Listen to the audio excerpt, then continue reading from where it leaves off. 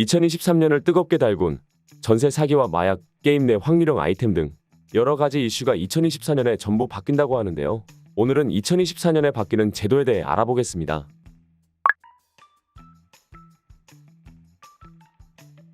첫 번째, 정부가 전세 사기 문제를 미연에 방지하기 위해 공인중개사 의무를 강화한다는 소식인데요. 앞으로 공인중개사는 전월세 중개를 할 때 세입자에게 집주인의 체납 세금 및 선순위 세입자, 확정일자 현황 등에 대해 반드시 설명해야 합니다. 또 임차인의 정보 열람 권한, 최우선 변제금, 전세보증보험 등의 보호제도도 알려야 하며 중개대상물 확인 설명서를 작성하고 서명한 뒤 거래 당사자에게 제공해야 합니다. 정부는 전월세 계약서의 중개사 정보 기재를 의무화하는 방식을 채택해 공인중개사가 전세 사기에 가담하는 것을 막을 예정입니다.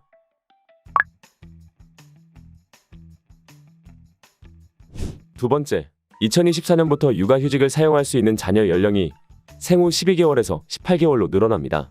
지원 기간도 첫 3개월에서 첫 6개월로 변경되며 생후 18개월 이내 자녀를 둔 부모가 모두 육아휴직을 사용하면 첫 6개월간 최대 3,900만 원의 육아휴직 급여를 받을 수 있게 됩니다. 부모 중 한 명이라도 내년 1월 1일 이후 최초로 육아휴직을 사용한다면 개정 시행령에 적용을 받을 수 있습니다.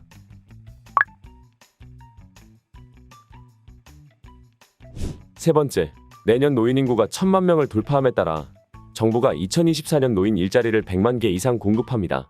노인 인구 10.3%에 해당하는 일자리가 마련되는 셈입니다.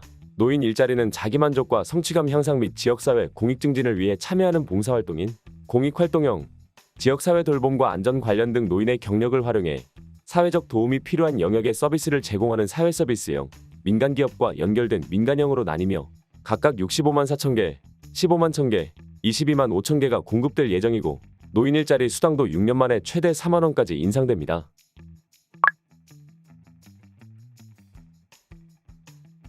네 번째, 기후 변화에 따라 자연재해에 보다 과학적이고 선제적으로 대응해야 할 필요성이 대두되면서 다가오는 2024년에는 AI 홍수예보 시스템이 구축될 예정입니다.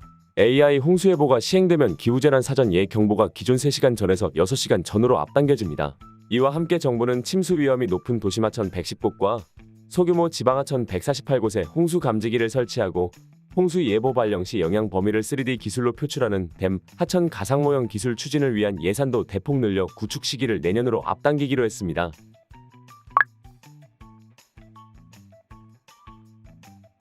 다섯 번째, 일상 속으로 파고들고 있는 마약 범죄를 뿌리 뽑기 위해 국과수 내 마약 대응과가 신설됩니다. 신종 마약이 증가하고 마약 사범이 급증하면서 신형 마약 검사 장비와 신종 마약 대응 플랫폼 개발 예산도 확대됩니다. 국과수는 적은 시료로 많은 종류의 마약을 한 번에 검사할 수 있고 합성 대마나 펜타닐 등 신종 마약 검출 범위가 향상된 검사 장비를 구비할 예정입니다.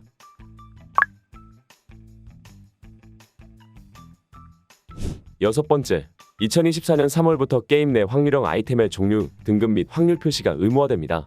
특히 그동안 사행성 논란이 제기되어 온 컴플리트 가차는 이를 반드시 표기해야 합니다. 문체부는 확률 정보 표시 여부 확인을 위해 모니터링단을 설치하고 게임사가 표시한 확률 정보를 검증할 계획입니다.